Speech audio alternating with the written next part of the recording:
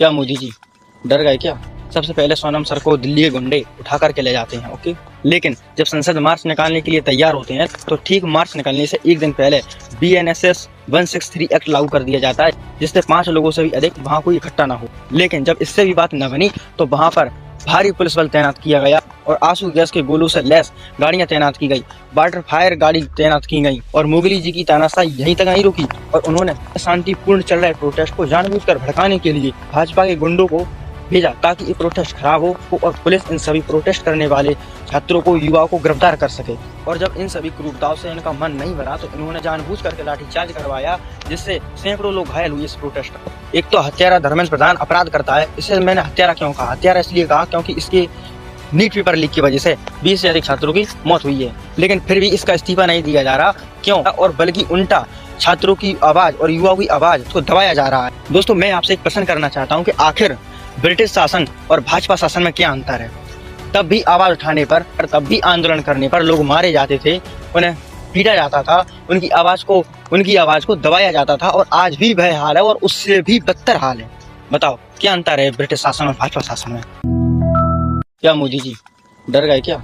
सबसे पहले सोनम सर को दिल्ली के गुंडे उठा करके ले जाते हैं, ओके। लेकिन जब संसद मार्च निकालने के लिए तैयार होते हैं तो ठीक मार्च निकलने से एक दिन पहले BNSS 163 एक्ट लागू कर दिया जाता है, जिससे 5 लोगों से भी अधिक वहां कोई इकट्ठा ना हो। लेकिन जब इससे भी बात न बनी तो वहां पर भारी पुलिस बल तैनात किया गया और आंसू गैस के गोलों से लैस गाड़ियां तैनात की गई, वाटर फायर गाड़ी तैनात की गई और मोगली जी की तानाशाही यहीं तक नहीं रुकी और उन्होंने शांतिपूर्ण चल रहे प्रोटेस्ट को जानबूझकर भड़काने के लिए भाजपा के गुंडों को भेजा ताकि ये प्रोटेस्ट खराब हो और पुलिस इन सभी प्रोटेस्ट करने वाले छात्रों को, युवाओं को गिरफ्तार कर सके। और जब इन सभी क्रूरताओं से इनका मन नहीं भरा तो इन्होंने जानबूझ करके लाठीचार्ज करवाया, जिससे सैकड़ों लोग घायल हुए इस प्रोटेस्ट में। एक तो हत्यारा धर्मेंद्र प्रधान अपराध करता है। इसे मैंने हत्यारा क्यों कहा? हत्यारा इसलिए कहा क्योंकि इसके नीट पेपर लीक की वजह से 20 से अधिक छात्रों की मौत हुई है, लेकिन फिर भी इसका इस्तीफा नहीं दिया जा रहा। क्यों? और बल्कि उल्टा छात्रों की आवाज और युवाओं की आवाज को दबाया जा रहा है। दोस्तों, मैं आपसे एक प्रश्न करना चाहता हूँ कि आखिर ब्रिटिश शासन और भाजपा शासन में क्या अंतर है? तब भी आवाज उठाने पर, तब भी आंदोलन करने पर लोग मारे जाते थे, उन्हें पीटा जाता था, उनकी आवाज को दबाया जाता था और आज भी वह हाल है और उससे भी बदतर हाल है। बताओ क्या अंतर है ब्रिटिश शासन और भाजपा शासन में?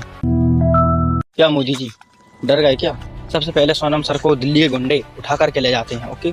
लेकिन जब संसद मार्च निकालने के लिए तैयार होते हैं तो ठीक मार्च निकलने से एक दिन पहले BNSS 163 एक्ट लागू कर दिया जाता है, जिससे 5 लोगों से भी अधिक वहां कोई इकट्ठा ना हो। लेकिन जब इससे भी बात न बनी तो वहां पर भारी पुलिस बल तैनात किया गया और आंसू गैस के गोलों से लैस गाड़ियां तैनात की गई, वाटर फायर गाड़ी तैनात की गई और मोगली जी की तानाशाही यहीं तक नहीं रुकी और उन्होंने शांतिपूर्ण चल रहे प्रोटेस्ट को जानबूझकर भड़काने के लिए भाजपा के गुंडों को भेजा ताकि ये प्रोटेस्ट खराब हो और पुलिस इन सभी प्रोटेस्ट करने वाले छात्रों को, युवाओं को गिरफ्तार कर सके।